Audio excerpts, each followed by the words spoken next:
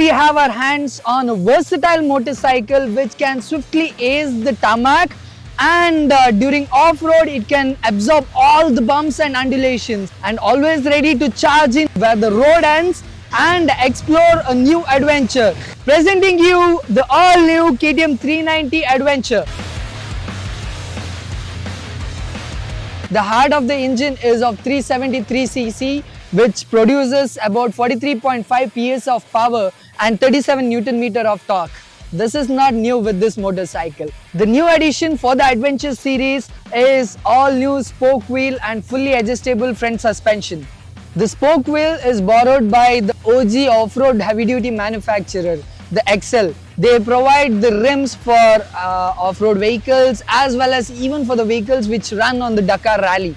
And the main highlight of this version of Adventure 390 is the fully adjustable front suspension. So you get 30 clicks to play around in the front, and in the monoshock you can set your compression and rebound with 20 clicks.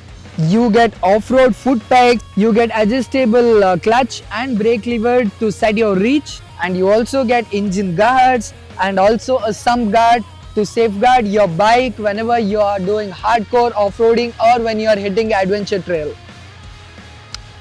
You get a TFT screen for display which is intuitive and informative, and you get different options to set your bike or set your trips, and you also have different ride modes, that is street and off-road.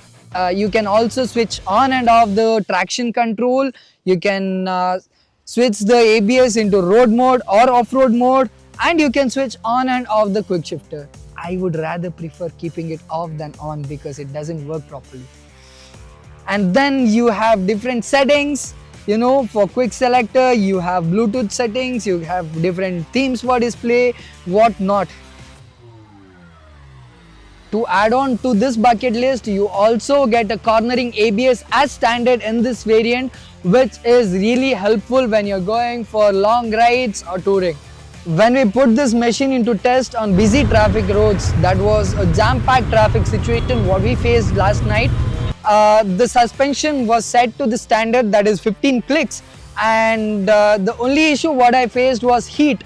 So the engine heats up very quickly since it's a high compression engine, but then the curved radiator was trying to reduce the heat dissipation which we could feel on our thighs and especially on your legs, but then it was not channeled that great also. But I was surprised since this is an adventure tourer and the seat height is 850 mm and I am 5 feet 8 inch tall. Couldn't flat foot easily, but then on crawling traffic I never felt, you know, a lack of confidence or something like that, because this bike is so well balanced, so you do not feel this heavy even in the standstill traffic or in the crawling traffic.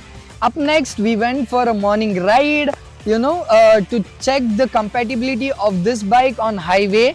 And trust me, this adapts to the situation. That is, like, it's a versatile motorcycle, no doubt in that, because on street it behaved like a street motorcycle, but on highways it was behaving like an adventure tourer, basically a proper touring machine, because I could easily cruise in the speed of 140 kilometers per hour because that was the sweet spot of this motorcycle. And the only drawback what I felt was the quick shifter. That was very sluggish. Whenever I used to shift keeping my throttle open, it was like a right slap on the gearbox. Every time when I was shifting either a upshift or a downshift, it was really slapping the gearbox, which did hurt me.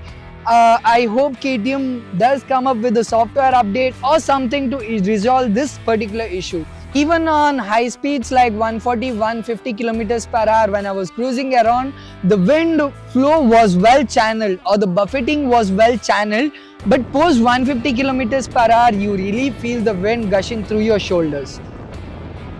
They should have given a cruise control as an add-on for this motorcycle, because you can tour in this motorcycle and it's very comfortable for touring because you get well cushioned seats, and this machine is capable of doing long touring.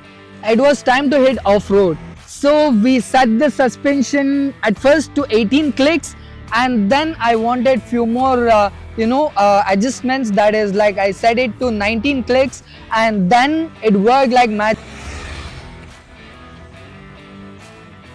For my weight, I am like 58 kgs. So for my weight, I had to set the proper settings to have maximum fun, because it gave me the proper damping when I was hitting the bumps or when I was going flat out on mud.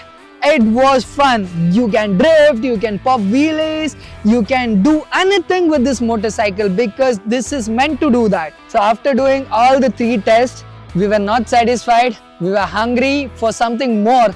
And trust me, this bike did understand our intention, and it acted like a real companion to us. So from the softest setting, I went 2 clicks on the harder side. That is, from 18 clicks, I went to 16.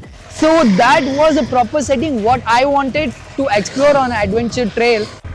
So we have played a lot off-road. Now it's time to have some adventure. Woo-hoo!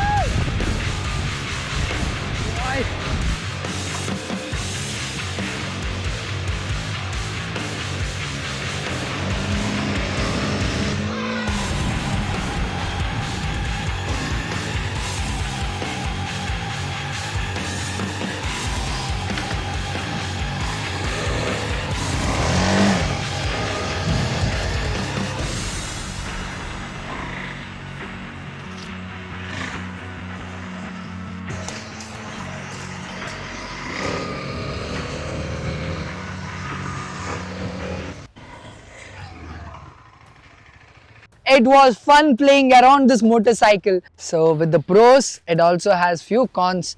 That the main thing is the quick shifter. So the quick shifter is not at all functional. Like, it is functional, but not the way it has to be, because every time when we did quick shifts on high throttle or on high speeds, it was just slapping the gearbox, and it did hurt us, because as a motorcycle rider, we do care for the engine, and the quick shifter was hurting it a lot. And apart from that, what I felt was they should have given an option to put your mid stand or the main stand, because since this has spoke wheels and this is an adventure motorcycle, if you go through a puncture, you don't have any other option. You'll just have to bend the bike and take a lot of effort to change your tires and fix the puncture. If they would have given it as a power part or something like that, that would have been really helpful. KTM has badged this motorcycle as an adventure motorcycle, so they should have considered the light part also, because the throw of the light is decent but not enough on a long touring, or when you're going on night rides. It doesn't have that decent throw to give you a better vision. They should have considered that point. Yes, people go with extra accessories or aftermarket lights, but then KTM should have given that provision, to have a better lighting setup. So this variant is 30,000 expensive, or costs 30,000 more than the previous model. But don't be worried, KTM has got you another option. That is, it also comes with a variant called KTM Adventure X, which comes with normal alloy wheels and little less electronics, and it doesn't come with an adjustable suspension. And you also have a mid variant, that is the KTM Adventure 390 Standard, which doesn't come with the spoke wheel, as well as you do not get adjustable suspension in that. Apart from that, you get all the electronics which is there in this particular model. If you like our content, like, share and subscribe, and press the bell icon to stay updated regarding our newest posts. And if racing is your dream, join CRA Motorsports.